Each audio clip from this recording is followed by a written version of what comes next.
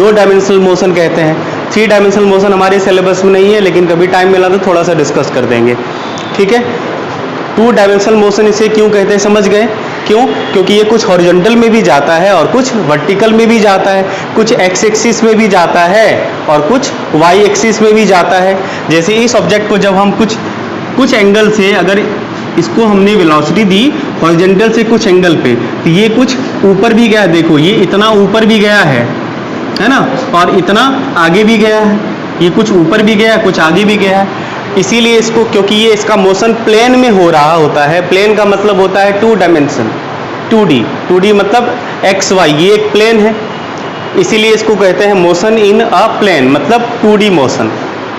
ये 2D motion का एक बेस्ट एग्जाम्पल होता है प्रोजेक्टाइल। इसमें आपको 2D मोशन अच्छे से समझ में भी आ जाती है, ठीक है। अब इसे प्रोजेक्टाइल कहते क्यों है? प्रोजेक्टाइल इसलिए कहते हैं क्योंकि इसका पाथ पाराबोलिक हो जाता है। पाथ पाराबोलिक, आपने पाराबोलिक का ग्राफ वगैरह भी क्लास 10th में क्वाड्रेटिक का आपने ग्राफ ड्रॉ किया होगा, याद होगा। क्वाड्रेटिक इक्वेशन का आपने नहीं, पॉलिनोमियल्स में आपने जैसे x = y² का ग्राफ प्लॉट किया होगा, या 2x² + 3x + 2 का ग्राफ प्लॉट किया होगा।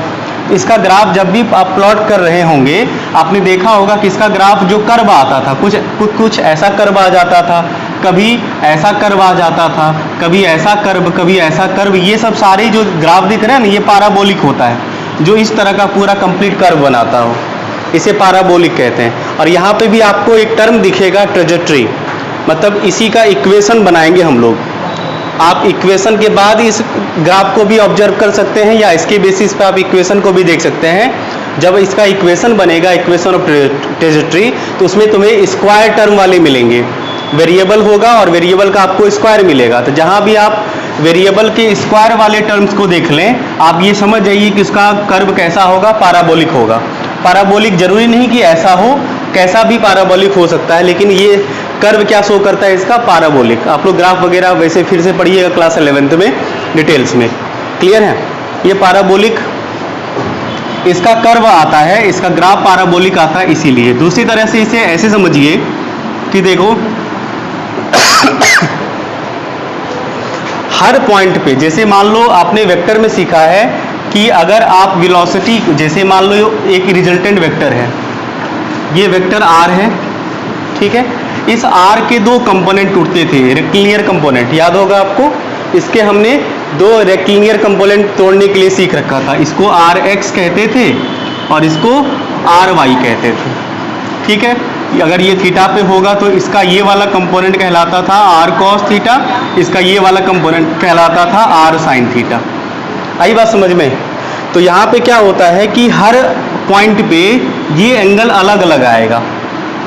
हर पॉइंट पे जो होगा, हर पॉइंट पे अगर आप टेंजेंट ड्रॉ करो, यहाँ पे अगर आप टेंजेंट ड्रॉ करोगे तो यहाँ पे आपको वेलोसिटी का डायरेक्शन ये मिलेगा, ठीक है। और एंगल आपको मान लो यहाँ पे कुछ ऐसा मिला, आप लोग को ड्रॉ नहीं करना है, देखना है बस, ठीक है। ये मिला आपको, मान लो θ1। अगर आप इस पॉइंट पे चलोगे, तो इस पॉइंट पे टेंजेंट ड्रॉ करोगे तो वेलोसिटी का डायरेक्शन ये मिलेगा। आपको ये पता होगा, पहले भी आपने सीखा भी है कि किसी भी कर्व पाथ पे, जैसे मान लो अगर हमने यहाँ पे डिस्टेंस टाइम ग्राफ स्लो कर रखा होता, डिस्टेंस टाइम ग्राफ अगर हमने प्लॉट कर रखा होता, तो हमें अगर किसी पर्टिकुलर पॉइंट पे वेलोसिटी पता करनी होती तो स्लोप पता करते थे, और स्लोप पे वेलोसिटी प्लस वेलोसिटी का डायरेक्शन भी पता चल जाता था हमें। मेरे कहने का मतलब ये हुआ कि किसी भी कर्व पाथ पे अगर आपको वेलोसिटी का डायरेक्शन पता करना हो, तो आप उस पॉइंट पे जहाँ पे वेलोसिटी का डायरेक्शन पता करना चाहते हो, उस पे टेंजेंट ड्रॉ कर लीजिए, आपको वेलोसिटी का डायरेक्शन पता चल जाएगा। क्लास 9th में थोड़ा बहुत सर्कुलर मोशन में भी इसी बात को बताया जाता है, आगे भी आपको बताएं। जैसे मान लो ये कर्व सर्कुलर पाथ है, हमने आपको स्टार्टिंग में भी ये बताया था कि एक मैग्नीट्यूड चेंज इन वेलोसिटी का मैग्नीट्यूड इस पॉइंट पे बताओ, 10 मीटर पर सेकंड और 10 मीटर पर सेकंड था, -20 मीटर पर सेकंड आया था चेंज इन वेलोसिटी का डायरेक्शन, चेंज इन वेलोसिटी आया था। खैर, हमें अगर इस पॉइंट पे वेलोसिटी का डायरेक्शन पता करना हो तो कुछ नहीं करना है, आपको यहाँ पे टेंजेंट ड्रॉ करना है। अगर इस पॉइंट पे पता करना हो तो टेंजेंट ड्रॉ करेंगे, इस पॉइंट पे पता करना हो तो टेंजेंट ड्रॉ कर देंगे। जहाँ भी आपको वेलोसिटी का डायरेक्शन पता करना हो, आपको कुछ नहीं करना है, वहाँ पे एक स्ट्रेट लाइन नहीं, इस कर्व को टच करता हुआ स्ट्रेट लाइन ड्रॉ कर दीजिए जिसको टेंजेंट कहा जाता है, वो आपको वेलोसिटी का डायरेक्शन पता कर देगा। ठीक है, तो यहाँ पे भी वेलोसिटी का डायरेक्शन ये होगा, हॉरिजेंटल से ये कुछ और एंगल बनाएगा, यहाँ भी वेलोसिटी का डायरेक्शन अगर ड्रॉ करोगे तो कुछ और होगा। मतलब यहाँ इस कर्व पूरे पाथ पे, ये जो रास्ता है इस पूरे रास्ते पे वेलोसिटी का डायरेक्शन अलग अलग होगा। आई बात समझ में? और अगर इसके कंपोनेंट तुम तोड़ने चाहो तो इसके हर वेलोसिटी के दो कंपोनेंट टूटेंगे, रेक्टिलिनियर कंपोनेंट, और उसका जो रिजल्टेंट होगा, ठीक है, उसका रिजल्टेंट यहाँ पे कुछ इस तरह का होगा। तो हमने क्या किया कि ढेर सारे पॉइंट पे वेलोसिटी पता कर ली, सबका रिजल्टेंट पता कर लिया और रिजल्टेंट को ज्वाइन कर दिया। तो जब हमने सबके रिजल्टेंट को ज्वाइन किया तो आपको ये पॉइंट, इस तरह के ढेर सारे पॉइंट मिले और सारे पॉइंट को मिलाने से एक कर्व पाथ बना जो कि पैराबोलिक होता है। हमको यहाँ पे मैथमेटिक्स नहीं दिखाना है, आपको कराना भी नहीं है, बस आपको ये समझना है कि जब किसी एंगल पे आप किसी ऑब्जेक्ट को कुछ वेलोसिटी से फेंकते हैं तो ये पाथ पैराबोलिक होता है। ठीक है, क्योंकि इसका पाथ पैराबोलिक होता है इसीलिए इसका मोशन को प्रोजेक्टाइल मोशन कहा जाता है। क्लियर? अभी फिलहाल इतना ही। अब ये पाथ पैराबोलिक क्यों होता है? क्योंकि इसकी वेलोसिटी का जो रिजल्टेंट होता है उसके हर पॉइंट पे वेलोसिटी का डायरेक्शन पता कर लेना, उस पर उसका रिजल्टेंट पता कर लेना और सारे रिजल्टेंट को जोड़ देना होता है, सारे रिजल्टेंट को ज्वाइन कर देना होता है। तो ये पाथ कुछ ऐसा बनता है। अगर यहाँ से भी नहीं क्लियर हो रहा है तो लास्ट में आपको इक्वेशन ऑफ ट्रेजेक्टरी मिलेगा, वहाँ पे आप x और y का वैल्यू पुट कर लीजिएगा और ड्रॉ कर लीजिएगा, पाथ एकदम एग्जैक्ट ऐसा ही आएगा। थोड़ा ऊपर जाएगा, कभी थोड़ा फ्लैट होगा, ये चेंज आएगा, लेकिन पाथ इसका हमेशा पैराबोलिक होता है। क्लियर है? हाँ, इस बात को आपको हमेशा ख्याल में रखना है कि हर पॉइंट पे इसकी वेलोसिटी का डायरेक्शन क्या होगा, चेंज होगा, और जिस भी पॉइंट पे आपको वेलोसिटी का डायरेक्शन निकालना हो उस पे आपको क्या करना है, टेंजेंट ड्रॉ करना है। इतना फिलहाल ध्यान में रखिए। किसी भी पॉइंट पे वेलोसिटी कैसे निकालेंगे या फिर हम आपको अलग से फिर से लिखाएंगे भी, इसलिए हम यहाँ पे आप लोगों को लिखाए नहीं है। हर पॉइंट पे आप किसी भी पॉइंट पे वेलोसिटी इसका निकाल सकते हैं, वो हम अलग से आपको करवाएंगे, इसलिए हमने यहाँ पे कुछ नोट नहीं करवाया अलग से, बस थोड़ा सा डिस्कस कर दिया। ठीक, अब इसमें हमें सीखना क्या है, अलग अलग तरह के प्रोजेक्टाइल सीखने हैं। 7-8 टाइप के प्रोजेक्टाइल बनेंगे, 3 3 6 3 9 मिला जुला के ढेर सारे टाइप के प्रोजेक्टाइल आपको देखने को मिलेंगे। ठीक है, वो हम लोग बाद में टाइप्स ऑफ प्रोजेक्टाइल को क्लासीफाई करेंगे, और हर प्रोजेक्टाइल में आपको ये सारा टर्म आएगा। ये एक तरह से 8-9 फॉर्मूला है, ये फॉर्मूला आपको पहले से भी पता है, बस उसको थोड़ा मॉडिफाइड करेंगे हम लोग। ठीक है, क्या क्या होगा? एक तो होगा point of projectile. Point of projectile का मतलब ये होता है कि जहां से आपने इसे प्रोजेक्ट किया है, नहीं, कहां से प्रोजेक्शन स्टार्ट हुआ है, यहां से, इसीलिए इस पॉइंट को क्या कहा जाएगा, पॉइंट ऑफ प्रोजेक्टाइल कहा जाएगा। अगला है एंगल ऑफ प्रोजेक्टाइल, किस एंगल से आपने वेलोसिटी को प्रोजेक्ट करा है, हॉरिजॉन्टल के साथ। एंगल आपको हमेशा किससे लेना है, हॉरिजॉन्टल के साथ। कैलकुलेशन में जब भी आप थीटा लोगे, थीटा विथ हॉरिजॉन्टल लोगे। आपको वर्टिकल के साथ दे दिया जा सकता है, लेकिन वर्टिकल के साथ देगा फिर भी हम लोग हॉरिजॉन्टल के साथ निकालेंगे, तब कैलकुलेशन करेंगे। माना कि जैसे आपको कहा कि भाई 30 डिग्री विथ वाई एक्सिस, इसका मतलब हम 30 डिग्री वाई एक्सिस तो समझ में तो आ गया, लेकिन लेना है हमें 60 डिग्री मात्र, एक्स एक्सिस से 60। अगर आपको एंगल ये दे दिया गया है कि ये 30 डिग्री है, ये मान लो ये 60 डिग्री है, तो हम लोग 60 डिग्री से ये 30 डिग्री निकाल लेंगे और इसके बेसिस पे कैलकुलेशन करना है हमें। कभी भी वर्टिकल या किसी और अदर एंगल से आपको कोई मतलब नहीं रखना है, बस इतना ही मतलब रखना है कि उस एंगल, उस गिवन इंफॉर्मेशन के बेसिस पे हमें हॉरिजॉन्टल के साथ एंगल निकाल लेना है, और जो एंगल आएगा उसी के बेसिस पे हमें कैलकुलेशन को कंटिन्यू करनी है। क्लियर है ये बात? तो ये हो गया, जिस एंगल से वेलोसिटी को हॉरिजॉन्टल से प्रोजेक्ट किया जाएगा, यानी वेलोसिटी, ये वेलोसिटी है, वेलोसिटी एक्सिस से या एक्स एक्सिस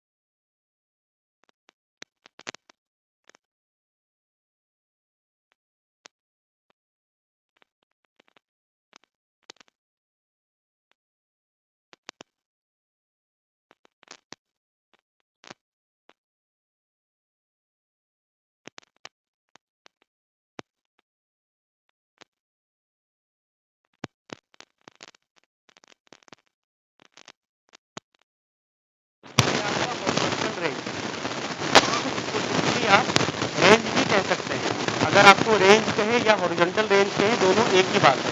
समझ गए? हम लोग वर्टिकल रेंज की बात नहीं करेंगे, वर्टिकल रेंज की बात बिल्कुल नहीं करेंगे।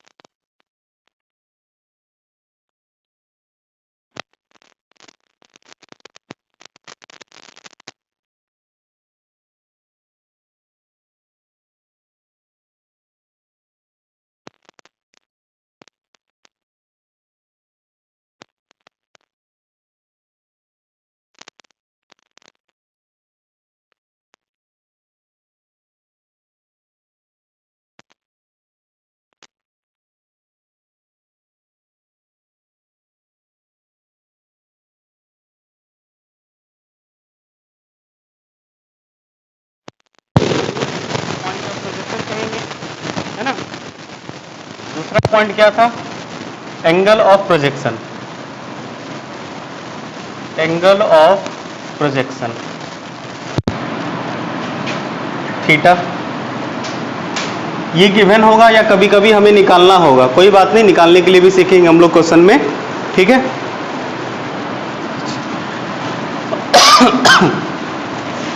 ये सिंपली होता था angle, it is the angle with which, angle with horizontal, it is the angle with horizontal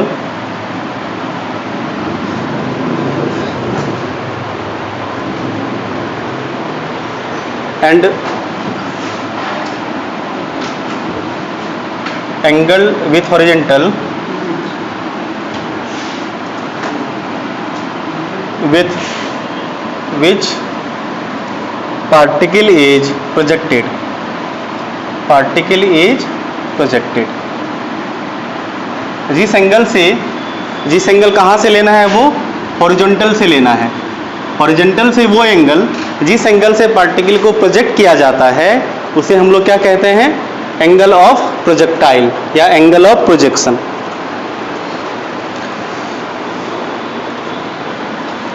तीसरा पॉइंट था हमारा velocity of projectile. Velocity of projectile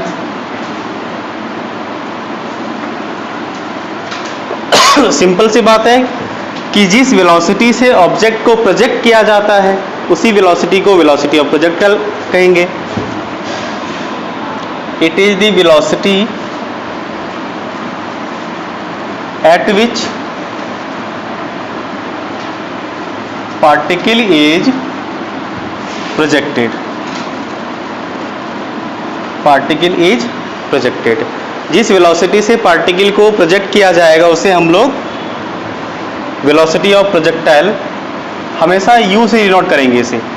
अब चाहे तो v भी रख सकते हैं लेकिन हम लोग u कैरी करेंगे क्योंकि एक तरह से ये इनिशियल टाइप की होती है, इनिशियल को u से रिप्रेजेंट किया जाता है तो u ही रहने देंगे हम लोग इसे। क्लियर है? तो ये हो गई वेलोसिटी ऑफ प्रोजेक्टाइल। नोट किया सबने?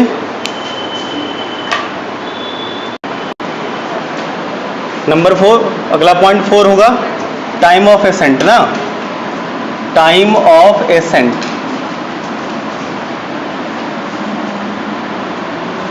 इसको आप PA से डिनोट कर लीजिए, टाइम ऑफ एसेंट। ठीक है? ये कौन सा टाइम होता है?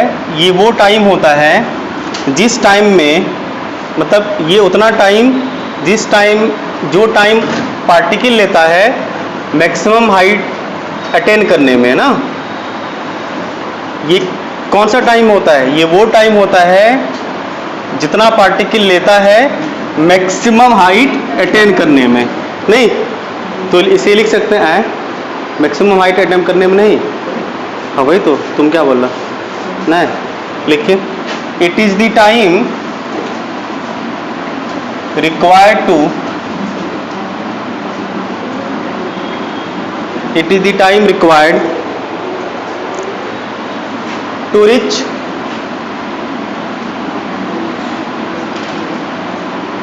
particle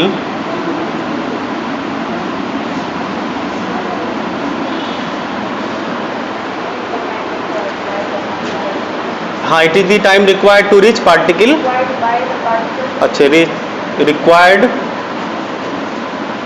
by the particle, हाँ, it is the time required by the particle to reach maximum height ना, to reach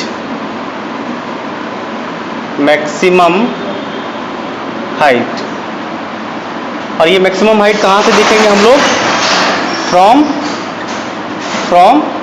ग्राउंड के कंपैरिजन में ग्राउंड से मैक्सिमम दूरी तय करने में जितना समय इसे लगता है ना, वो टाइम कहलाएगा हमारा टाइम ऑफ एसेंट।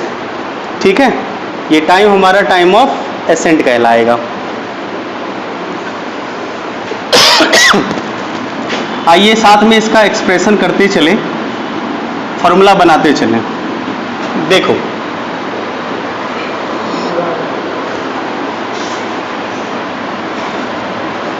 आइए सर एक्सप्रेशन कर लें इसका। देखो, हम लोगों ने माना कि एक पार्टिकल है जिसे u वेलोसिटी से प्रोजेक्ट किया गया और हॉरिजॉन्टल से ये थीटा एंगल से, हॉरिजॉन्टल से थीटा एंगल से u वेलोसिटी से पार्टिकल को प्रोजेक्ट किया गया, जो मान लो मैक्सिमम हाइट यहाँ तक आया। ठीक है, आपको पता होगा कि ये जो वेलोसिटी है वो हमेशा दो तरह की वेलोसिटी को कैरी करेगा, तभी तो वो कुछ ऊपर जा पा रहा है और कुछ आगे जा रहा है, अगर उसके पास सिर्फ एक ही वेलोसिटी होती तो वो एक ही डायरेक्शन में जाता।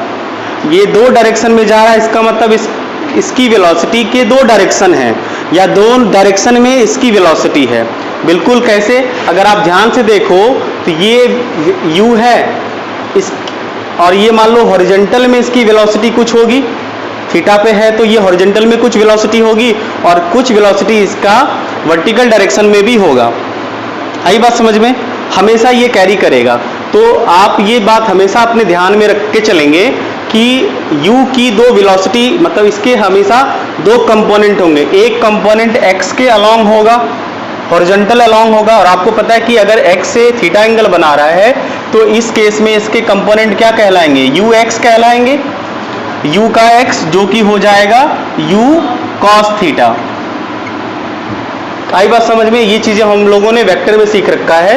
या सिंपली आप ये समझ लो कि अगर कोई, अभी जस्ट बताए थे ना कि कोई मान लो r है और वो हॉरिजॉन्टल से थीटा एंगल पे है तो ये rx कहलाता है, जिसका वैल्यू r cos थीटा होता है, और y के अलोंग इसका वैल्यू ry कहलाता है, जिसका वैल्यू r sin थीटा होता है। ये ध्यान में रखेंगे।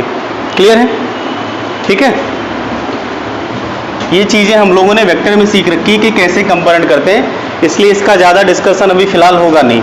आप बस ये समझ लीजिए इसके दो वैल्यूज होंगे, एक वैल्यू x के अलोंग जिसको ux कहेंगे, जिसका वैल्यू होगा u cos थीटा, और एक वैल्यू y के अलोंग होगा जो uy के नाम से जाना जाएगा, जिसका वैल्यू कितना होगा?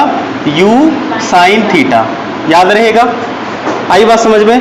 तो जब भी आप वेलोसिटी लिखें तो वेलोसिटी ये दोनों हमेशा कैरी, ये दोनों लिया जाएगा। अब जरा चलें मैक्सिमम हाइट पे। अगर आप मैक्सिमम हाइट पे बात करें तो मैक्सिमम हाइट पे वेलोसिटी का डायरेक्शन पहले पता कर लेते हैं। तो मैक्सिमम हाइट पे वेलोसिटी का डायरेक्शन क्या होगा? मैक्सिमम हाइट पे टेंजेंट ड्रॉ करेंगे, ये एक स्ट्रेट लाइन होगा। तो मैक्सिमम हाइट पे क्या होता है कि वेलोसिटी का डायरेक्शन आपको हॉरिजॉन्टल के अलोंग मिलेगा। इसका मतलब हॉरिजॉन्टल से कितना एंगल बनेगा?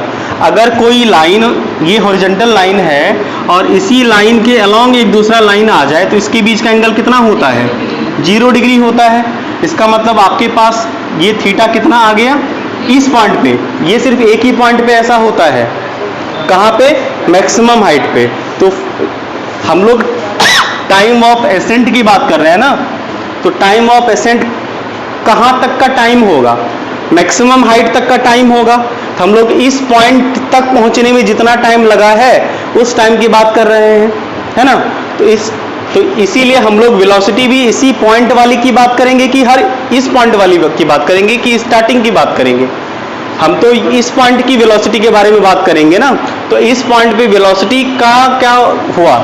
इस पॉइंट पे पहुंचने के बाद आपको एंगल एट मैक्सिमम हाइट, जब आप एच मैक्स पे पहुंच गए तो आपके पास थीटा कितना हो गया? 0 डिग्री कह सकते हैं। थीटा आपके पास कितना हो गया? 0 डिग्री हो गया। वेरी गुड, ठीक है, बढ़िया। तो अब आप यहाँ पे इक्वेशन ऑफ मोशन आराम से लगा सकते हैं। ठीक है, इक्वेशन ऑफ मोशन लगाएं, कौन सा? कोई भी लगा दो, कोई भी लगा सकते हैं। देखिए सर, यहाँ पे जो मोशन होगा वो दो तरह के मोशन होंगे, अगर आप देखना चाहो तो।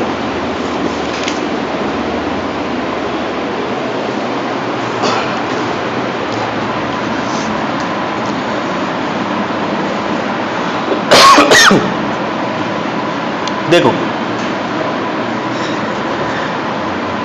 जब भी आप किसी भी तरह का मैथमेटिकल कैलकुलेशन करें, जब भी आप किसी तरह का मैथमेटिकल कैलकुलेशन करें तो आपको हमेशा ये बात ध्यान में रख के चलना है कि मोशन दो तरह का हो रहा है, एक हॉरिजॉन्टल और एक वर्टिकल। तो आप हमेशा ये दोनों मोशन को कैरी करके चलें।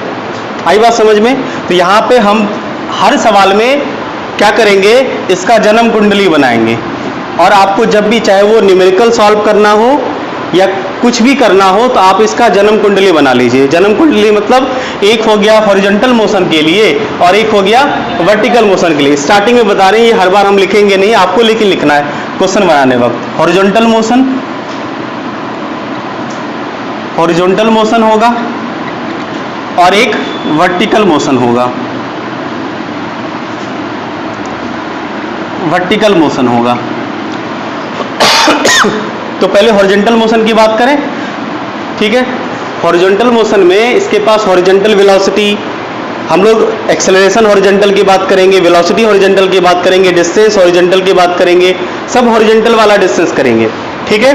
अगर हम बात करें यहाँ पे वेलोसिटी हॉरिजॉन्टल की, तो वेलोसिटी हॉरिजॉन्टल मतलब ux, वेलोसिटी हॉरिजॉन्टल मतलब ux, हॉरिजॉन्टल के अलोंग वेलोसिटी, तो ux हॉरिजॉन्टल के अलोंग वेलोसिटी क्या लिखाएगा, u cos थीटा। ध्यान दो, अगर एक्सेलरेशन की बात करेंगे तो एक्सेलरेशन अलोंग x ax।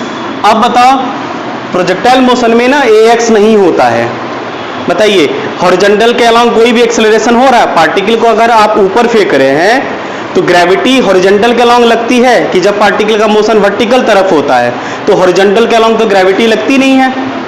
आई बात समझ में, इसीलिए ax क्या होगा इसके पास, 0।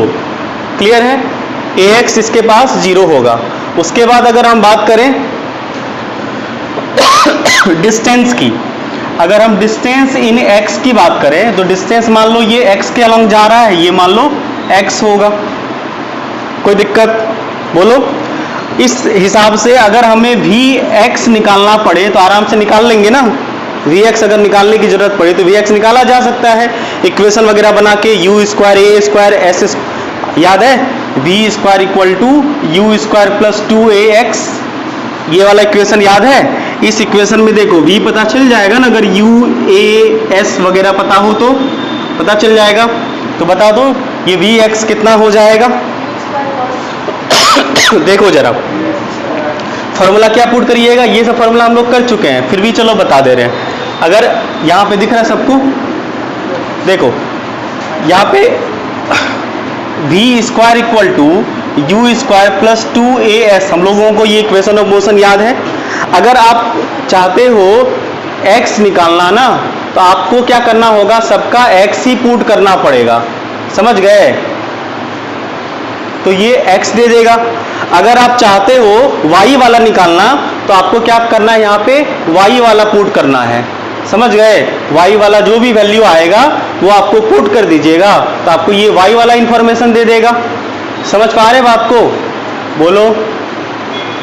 हमें फिलहाल अभी x वाला निकालना है, तो क्या x वाले में ये सब क्या क्या इंफॉर्मेशन आपके पास है, हमें ये चाहिए, ये हमें पता है।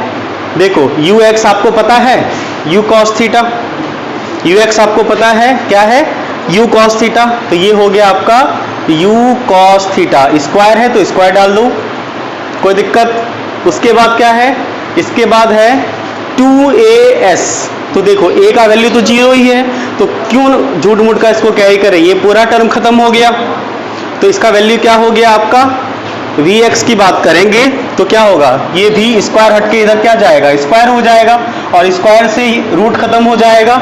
इन शॉर्ट आप ये कह सकते हैं कि ये हो जाएगा आपका u cos theta, u cos theta ये होगा ना, u cos थीटा।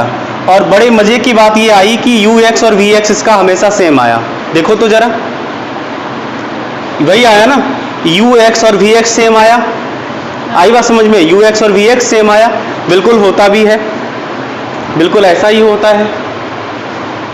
तो आपको याद रखने की, देखो ये सब टर्म हमने याद नहीं किया, ये समझा बस, याद कुछ भी नहीं रखना है आपको, करना ही नहीं है, क्लियर है। इस तरह से आपने ये हॉरिजॉन्टल वाले मोशन के लिए बनाया। फिर यहां से चाहो तो तुम टाइम वाइम भी कैलकुलेट कर सकते हो। अगर वर्टिकल मोशन की बात करें, देखो बाबू, तो वर्टिकल मोशन में ये u y लिखाएगा, जो कि होगा क्या, u sin theta.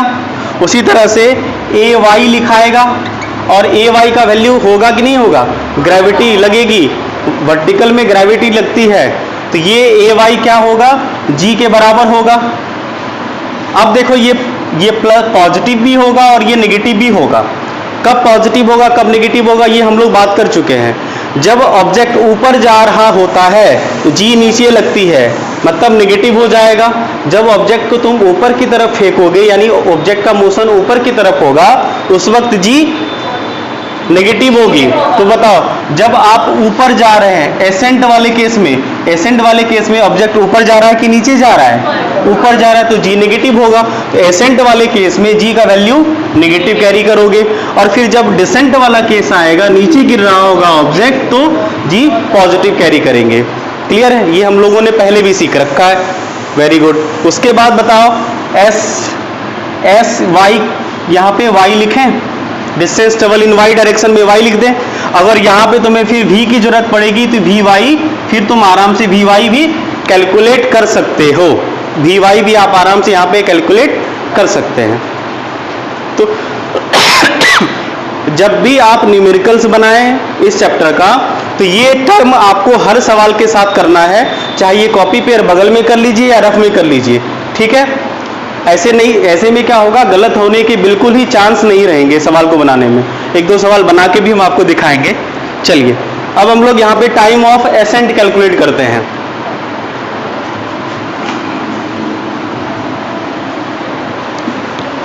Time of accent calculate करते हैं।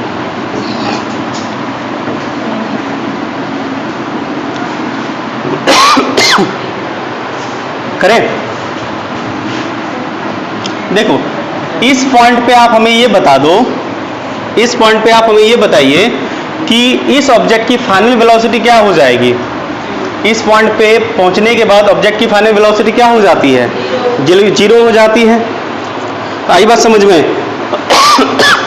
हमेशा मैक्सिमम हाइट, किसी भी तरह का मोशन क्यों ना हो, जब ऑब्जेक्ट मैक्सिमम हाइट पे पहुंचता है तो उसकी फाइनल वेलोसिटी 0 हो जाती है। क्लियर है? अब तुम बोलोगे सर Vx 0 हुआ है कि Vy 0 हुआ है? तुम ही बताओ, Vx 0 हुआ है कि Vy 0 हुआ है?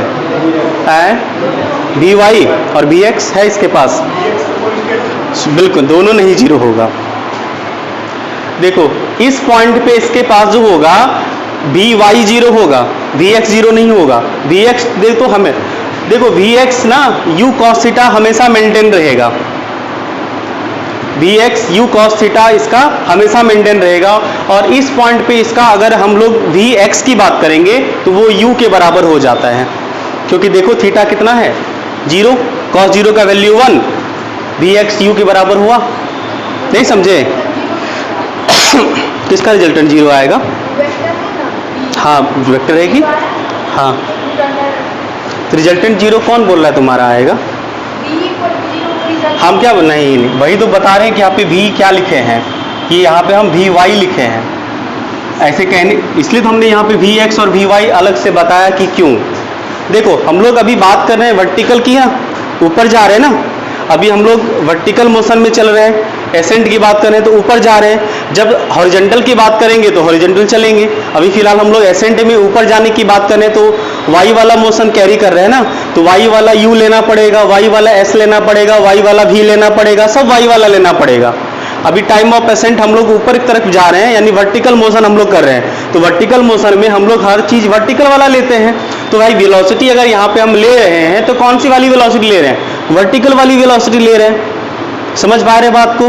बोलो। बढ़िया। तो यहाँ पे क्या होगा, अभी ये बात हम करने ही होने वाले हैं सीधा। यहाँ पे क्या होगा कि Vy का वैल्यू 0 होगा, Vy का वैल्यू 0 हो गया। बताओ Ay का वैल्यू है कि नहीं है? Ay का वैल्यू होगा कि नहीं होगा? बिल्कुल। कितना होगा? प्लस जी की माइनस जी। ऊपर जा रहे हैं, ऊपर जा रहे हैं, माइनस जी होगा। आई बात समझ में? Ay का वैल्यू माइनस जी होगा। अब बताओ डिस्टेंस क्या ट्रेवल होगा y में? ये पूरा h मैक्स, यानी ये पूरा क्या हो जाएगा? y के बराबर डिस्टेंस ट्रेवल होगा। ये पॉइंट का वैल्यू मान लो y है, तो y डिस्टेंस ट्रेवल होगा। और ये क्योंकि y मैक्सिमम y में गया है ना, ऑब्जेक्ट y में मैक्सिमम गया है, इसीलिए आप इसे यहाँ पे h मैक्स कह सकते हैं।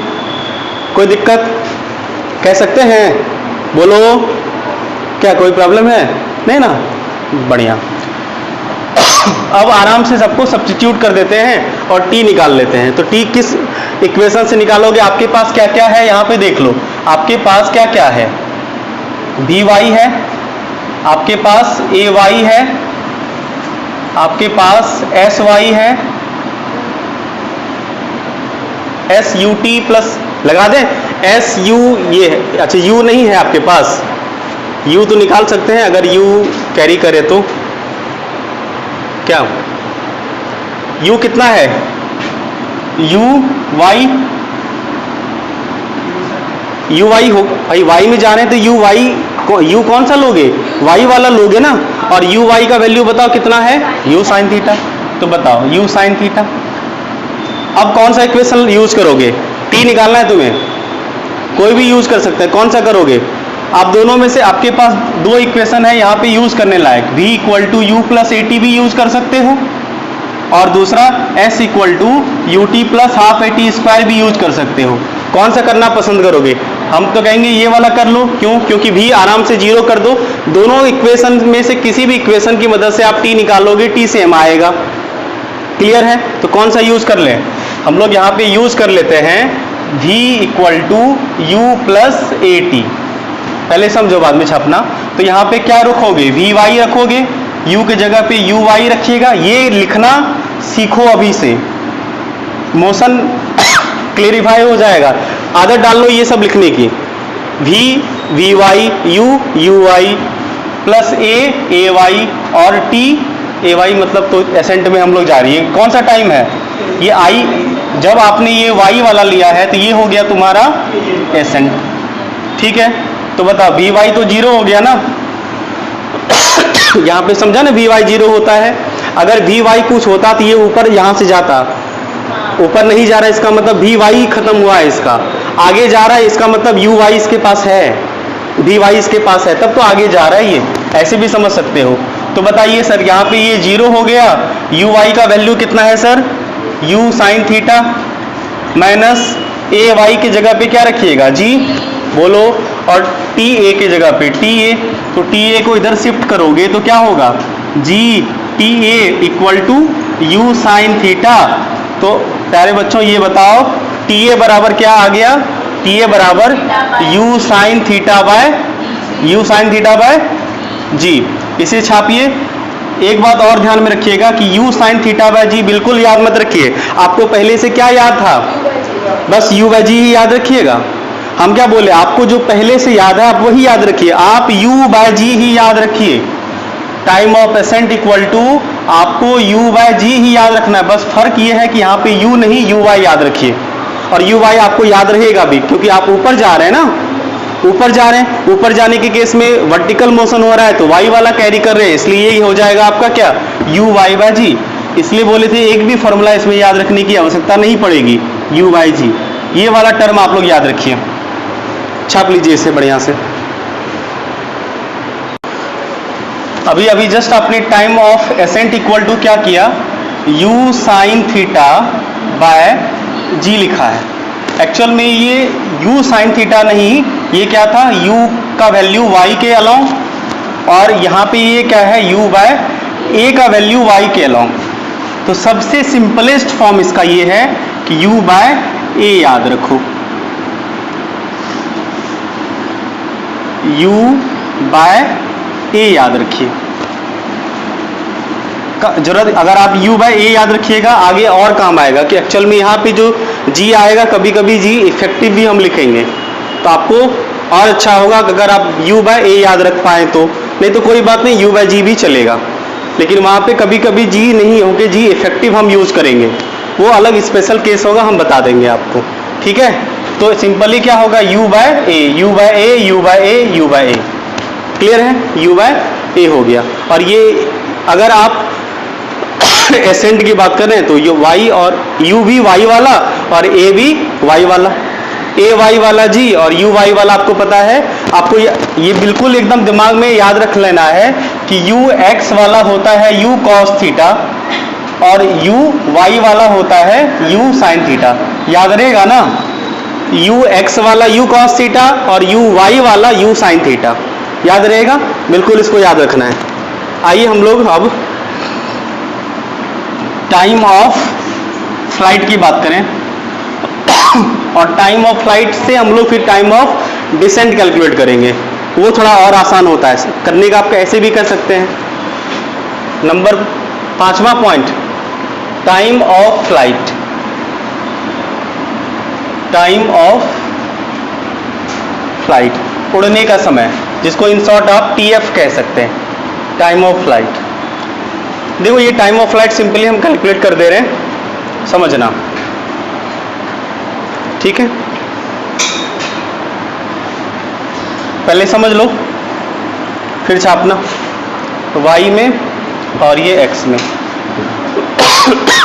टाइम ऑफ फ्लाइट का मतलब ये हुआ कि ये पार्टिकल यहां से यहां तक आने में जितना टाइम लगेगा, नहीं, यानी ये पार्टिकल हवा में जितनी देर रहेगा वो टाइम क्या कहलाता है, टाइम ऑफ फ्लाइट कहलाता है। एक लाइन लिख लीजिए टाइम ऑफ फ्लाइट के बारे में। It is the total time up to which particle remains in air.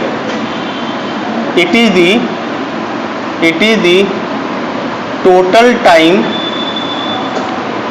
Up to which particles remains in the air. हवा में पार्टिकल जितने टाइम तक रहेगा वो टाइम कहलाएगा टाइम ऑफ फ्लाइट, ठीक है। तो हवा में जितनी देर पार्टिकल यहां से चलना स्टार्ट किया हवा में, और यहां तक पहुंचने से पहले ये पूरा हवा में रहा है, इसलिए ये वाला पूरा टाइम क्या कहलाएगा, टाइम ऑफ फ्लाइट। तो यहां से यहां तक आने में टोटल टाइम कितना लगा, टाइम ऑफ फ्लाइट लगा, ठीक है। इसे आप दो तरह से बना सकते हो, एक हॉरिजॉन्टल वाला भी इक्वेशन आप कैरी कर सकते हो और एक वर्टिकल वाला भी इक्वेशन आप कैरी कर सकते हो।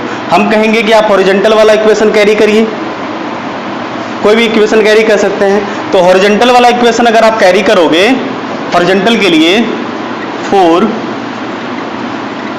हॉरिजॉन्टल मोशन की अगर हम बात करें, पहले समझो, हॉरिजॉन्टल में तो सब हॉरिजॉन्टल लोगे नहीं, यू भी हॉरिजॉन्टल लोगे, ए भी हॉरिजॉन्टल लोगे, एस भी हॉरिजॉन्टल लोगे और वी भी हॉरिजॉन्टल लोगे।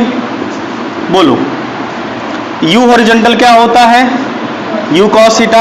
ए हॉरिजॉन्टल हमेशा 0, एस हॉरिजॉन्टल में मान लो ये एक्स गया है, बोलो। और वी हॉरिजॉन्टल आपको पता है कितना होता था, यू कॉस थीटा ही आता था। वी हॉरिजॉन्टल अगर आप सॉल्व करोगे यू कॉस थीटा ही आता था, याद है, हमने कैलकुलेट किया था you cos theta he. Very good. तो हम लोग यहाँ पे क्या पुट कर लें, हमें टाइम निकालना है, तो हमें निकालना है टाइम ऑफ फ्लाइट, यानी यहाँ से लेके यहाँ तक का पूरा टाइम। क्लियर है।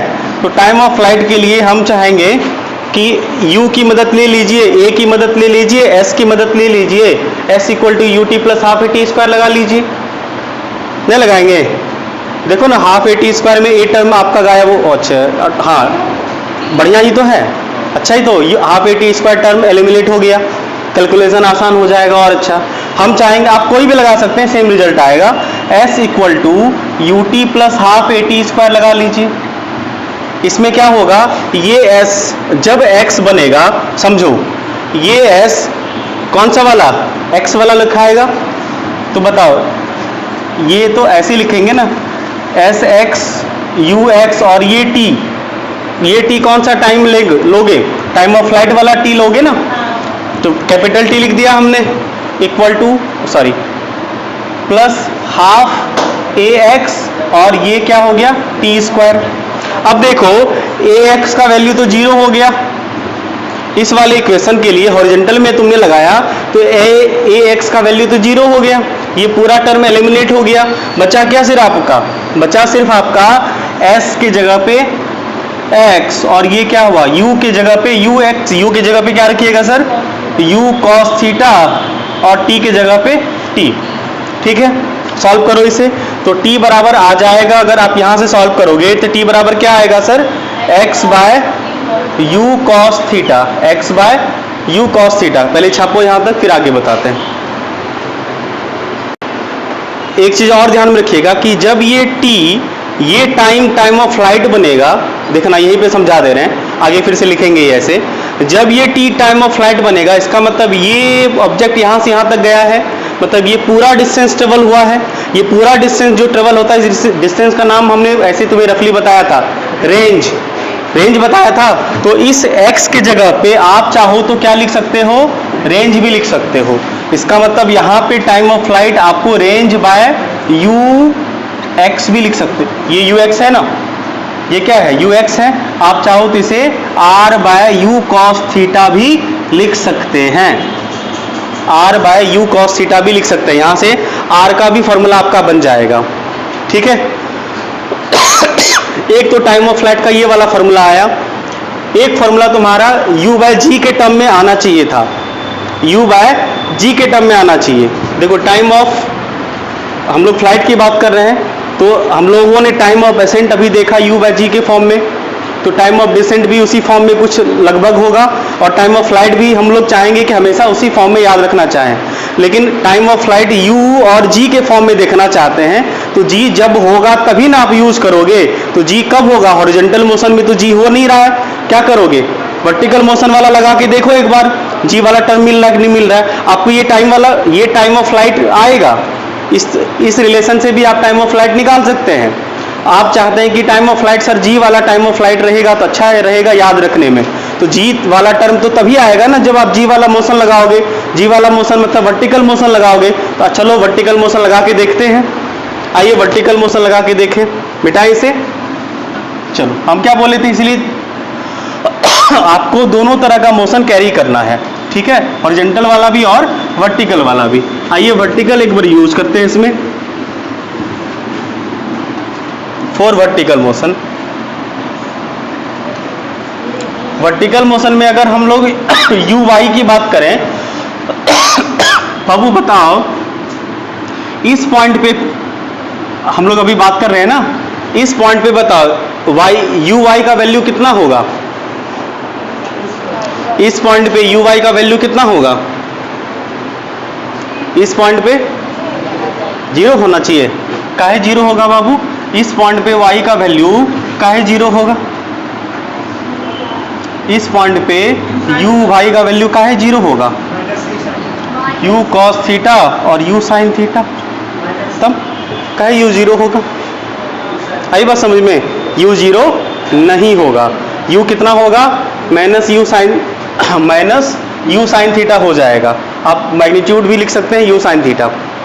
नहीं समझे बात को, इस पॉइंट पे इसको प्लॉट कर लो बढ़िया रहेगा, इस पॉइंट को अगर तुम यहां करोगे प्रोजेक्टाइल कैरी करोगे तो यहां पे होगा ये डायरेक्शन u का ये डायरेक्शन होगा, आई बात समझ में, तो इसके एक कंपोनेंट इधर बनेंगे जो कि होगा ux जिसका वैल्यू u cos थीटा तुम्हें पता है, अगर ये थीटा हो तो, और इस डायरेक्शन में एक वैल्यू होगा आपका uy जिसका वैल्यू हो जाएगा minus u sin theta, minus u sin theta. इसको इसी तरह से तोड़ के चाहो तो लिख सकते हो।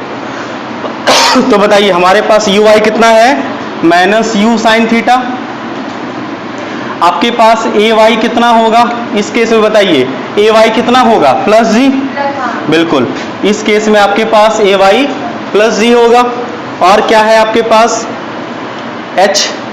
अगर हम यहाँ पे एस वाई की बात करें, अब बताओ इस पॉइंट पे वर्टिकल डिस्टेंस कितना है, जीरो, इस पॉइंट पे वर्टिकल डिस्टेंस कितना है, याद रखिएगा इस पॉइंट पे क्या होता है कि कुछ हॉरिजॉन्टल डिस्टेंस रहता है और कुछ वर्टिकल डिस्टेंस मैक्सिमम होता है, लेकिन इस वाले पॉइंट पे क्या होता है, वर्टिकल डिस्टेंस बिल्कुल नहीं होता है, क्योंकि पार्टिकल सिर्फ चला तो किधर चला, x के अलोंग चला है, y में यहाँ पे कुछ है ही नहीं यहाँ पे, तो ये वैल्यू कितना हो गया, जीरो।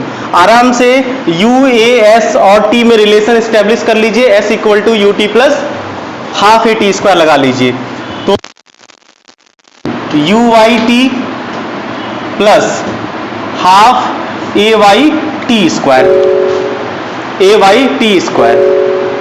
इसको फटाफट सॉल्व कर लेते हैं, एस वाई का वैल्यू क्या पुट करिएगा, जीरो, बोलो यू वाई का वैल्यू क्या पुट करिएगा, माइनस यू साइन थीटा, और टी मतलब time of flight, capital t put कर दिए हैं, प्लस हाफ जी, ए का वैल्यू क्या पुट करिएगा, जी, और यहाँ पे टी स्क्वायर, हो गया बाबू, बोलो जब आप इसको आराम से सॉल्व करोगे तो ये हो जाएगा आपका कितना, u sine theta equal to, simple algebra है सॉल्व कर लीजिएगा, हाफ जी टी स्क्वायर, बोलो एक टी से एक टी खत्म, कहाँ, एक टी से एक टी खत्म हो गया, बोलिए सर हो गया हाँ या ना, बोलो हाँ, यहाँ पे क्या बच गया आपका, u sine theta equal to half g t. तो टी बराबर क्या आ जाएगा सर, टी बराबर आ जाएगा आपका u साइन थीटा 2 मल्टीप्लाइड होगा ना, 2u साइन थीटा बाय जी। ये आया आपका टाइम ऑफ फ्लाइट। ठीक है, इसको नोट कर लीजिए। कल डिस्कशन हम लोग यहाँ से स्टार्ट करेंगे फिर से। कल ये छोटा सारा टर्म खत्म हो जाएगा। इस वीक में इस चैप्टर को भी उड़ाएंगे हम लोग बढ़िया से सारे प्रॉब्लम को करके। ठीक है, कल फिर से यहाँ से आपको समझाना हम स्टार्ट करेंगे। मिलते हैं अगले क्लास में, तब तक के लिए छुट्टी।